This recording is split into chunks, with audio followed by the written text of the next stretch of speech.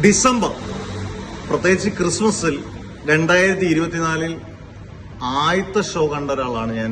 നമ്മുടെ ബറോസ് മോഹൻലാൽ ആദ്യമായിട്ട് സംവിധാനം ചെയ്യുന്ന രീതി അമിത പ്രതീക്ഷയില്ലാതെ തന്നെയാണ് പോയി കണ്ടത്. പക്ഷെ ഈ പറഞ്ഞ പോലെ 60 പടം നമുക്ക് എങ്ങനെയെങ്കിലും തിയേറ്ററിൽ ഓടിയാൽ മതി എന്നുള്ള രീതിയിൽ ആണ് വന്നത്. പക്ഷെ അതുപോലെ തന്നെ സംഭവിച്ചു ആ പടം. ഈ വർഷം ക്രിസ്മസിന് നമ്മൾ കണ്ട സിനിമ ആദ്യത്തെ ഷോ തന്നെ സർവമായ അല്ല കണ്ട. ആദ്യം കണ്ടത് ഈ പറഞ്ഞ ഋഷഭയാണ്. ഋഷഭയും വീണ്ടും അതേ ആവർത്തനം തന്നെ ഡിസംബർ 25-ാം തീയതി, മറ്റേ ഡിസംബർ 25-ആണോന്ന് എനിക്ക് കൃത്യം ഓർമ്മയില്ല, പക്ഷെ ക്രിസ്മസ് റിലീസായിരുന്നു.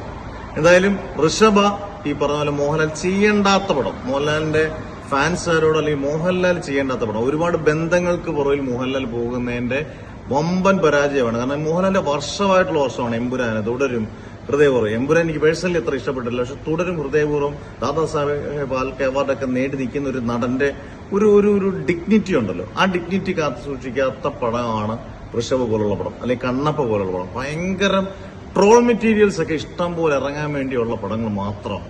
അന്നേരം ലാലേട്ടനുള്ള ഒരു അഭ്യർത്ഥന മാത്രമേ ഉള്ളൂ. ഇനി അടുത്ത വർഷം 2026 ഇങ്ങനെയുള്ള പ്രത്യേകിച്ചും ഗസ്റ്റ് അപ്പിയറൻസ്, എനിക്ക് ഇതിനകത്ത് ഈ സിനിമ കണ്ടപ്പോൾ എനിക്ക് തോന്നി, ഋഷഭ കണ്ടപ്പോൾ എനിക്ക് തോന്നുന്നത് ഇതിനെക്കാട്ടി ഭേദമായിരുന്നു ബാബാബേലെ ഗസ്റ്റോ. എനിക്ക് വലിയ കുഴപ്പമില്ലാതെ തോന്നി, പക്ഷെ അതിന് പലരും നെഗറ്റീവ് പറഞ്ഞു. അത് എന്റെ മാത്രം അഭിപ്രായമാണ് കേട്ടോ. പക്ഷെ ഋഷഭ തീർത്തും നിരാശപ്പെടുത്തി. അശ്വന്തുവൊക്കെ പറഞ്ഞ പോലെ, ബബ്ബബെ പറഞ്ഞ പോലെ, ഇതാണ് എനിക്ക് കാട്ടാവരാതായിട്ട് തോന്നുന്നത്. ഈ ഋഷഭ വൃത്തിയേട്ട VFX, വൃത്തിയേട്ട എല്ലാം നമുക്ക് വൃത്തിയേട്ടെന്ന് പറയാം. ഒരു നല്ല സീൻ പോലും ക്രിയേറ്റ് ചെയ്യാൻ പറ്റിയിട്ടില്ല ഋഷഭയ്ക്ക്. എന്തായാലും ക്രിസ്മസ്, ഈ 2 ക്രിസ്മസും മോഹൻലാൽ കല ഉടച്ചു എന്നുള്ളതാണ് സത്യം. കാരണം തുടക്കം മുതൽ ഈ വർഷം അടിച്ചു പൊളിച്ച് തൂക്കി വരുമായിരുന്നു. ഇതിൽ അടുത്ത വർഷം പ്രതീക്ഷിക്കുന്നു. കാരണം ദൃശ്യം 3 തകർക്കും, L365 വരുന്നുണ്ട്, ദിലീഷ് പോത്തം പടം വരുന്നുണ്ട്. ഇതിലെല്ലാം വമ്പൻ പ്രതീക്ഷയാണ്. എല്ലാം നല്ല ക്രൂ ആണ്. മോഹൻലാൽ കന്നഡയിലും തമിഴിലും ഒക്കെ പോയി ചുമ്മാതെ ഇങ്ങനെയുള്ള റോളുകൾ ചെയ്യാതിരുന്നാൽ മാത്രം മതി.